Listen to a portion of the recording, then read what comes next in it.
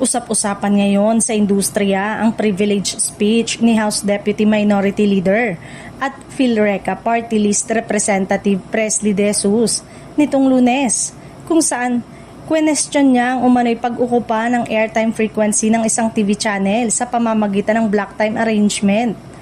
Bagamat hindi niya tuwirang binanggit ang pangalan ng network, malinaw umanong tinutukoy niya ang All TV dahil sa halos buong araw na nakikita sa channel ang mga programa mula ABS-CBN.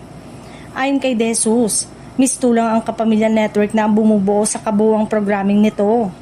Aniya, kapag iisang entity na ang nagbibigay ng halos lahat ng programa, humuhubog ng pagkakakilanlan ng isang free TV channel at tila nagdidikta kung ano ang napapanood at naririnig ng publiko.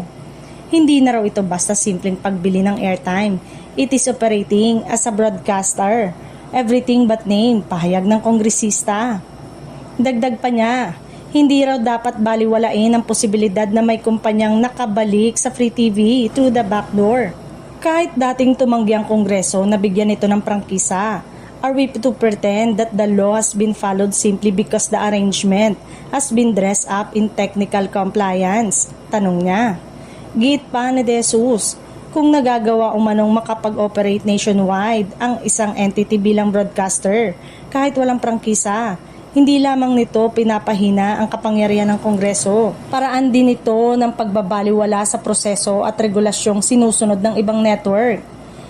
It's not only a legal issue. It's a matter of institutional integrity. It is also a matter of fairness, aniya.